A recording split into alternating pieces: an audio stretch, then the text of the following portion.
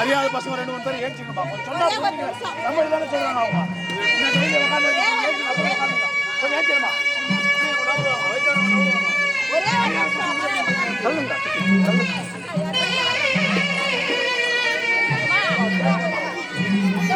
கொஞ்சம் நவுருமா.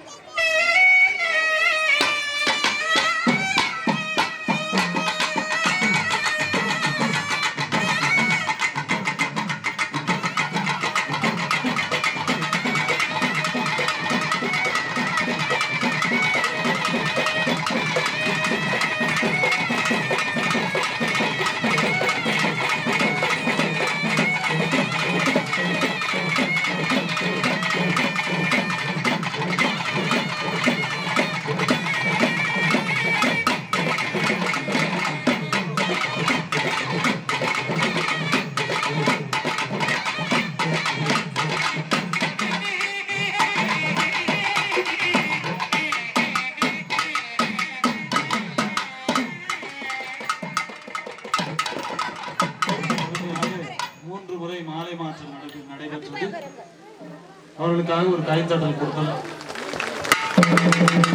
நம்முடைய திருக்கைலாய வாக்கு சிவபெருமான் வாக்குன்னா கொஞ்சம் லேட்டு தான் பாருங்க. பொண்ணு மேக்கப் பண்ண வந்துருச்சு, ஆனா மாப்பிள்ளைன்னும் போது கொஞ்சம் லேட்டு தான். அதே மாதிரிதான் இங்க கொண்டாந்து கொடுத்தப்ப கூட புடவை மட்டும் 3 இருக்குது. இங்கே கூட பாருங்க எடுத்து காமிப்பேன். இப்போ புடவை சாத்திட்டு வாப்பா. 1 2 3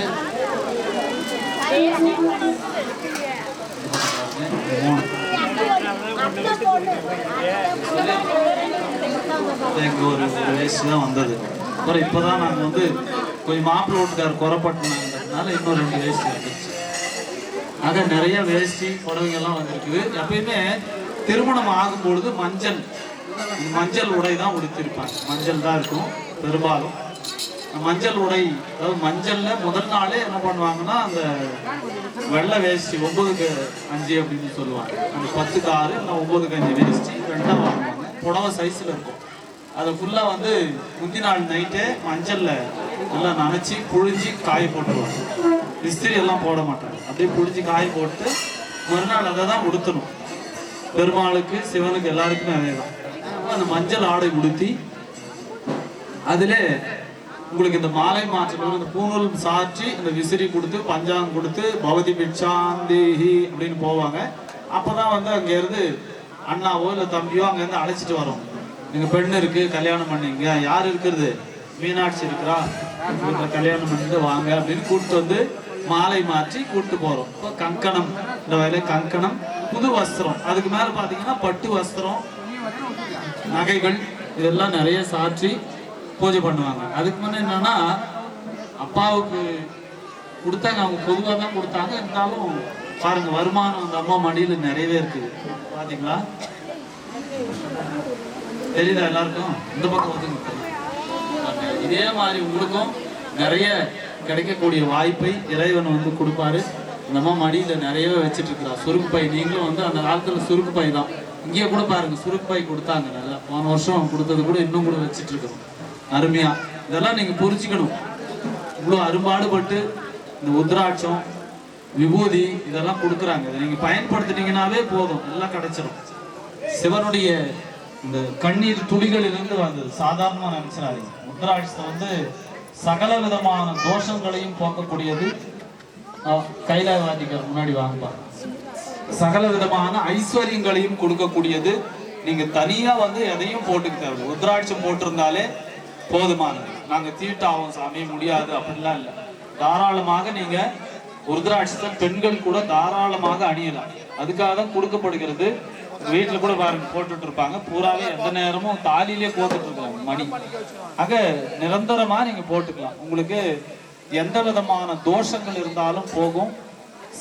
சிவபெருமானுக்கு தீட்டு தொடக்க கிடையாது. அதே மாதிரி தர்பைக்கு எப்படி வந்து உங்களுக்கு தீட்டே கிடையாது, தர்பை இருக்கிற இடத்துல தீட்டுன்றது கிடையாது. அதே மாதிரி சிவபெருமானுடைய உத்ராட்சம் இருக்கிற இடத்துல தீட்டு கிடையாது.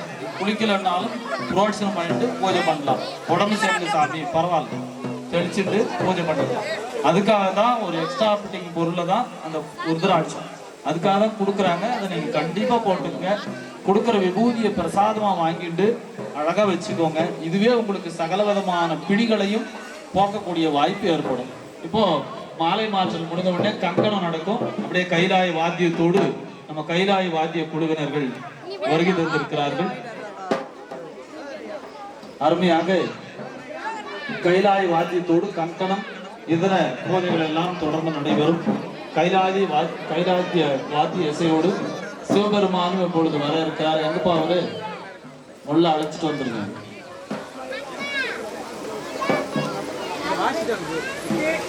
கூட்டம்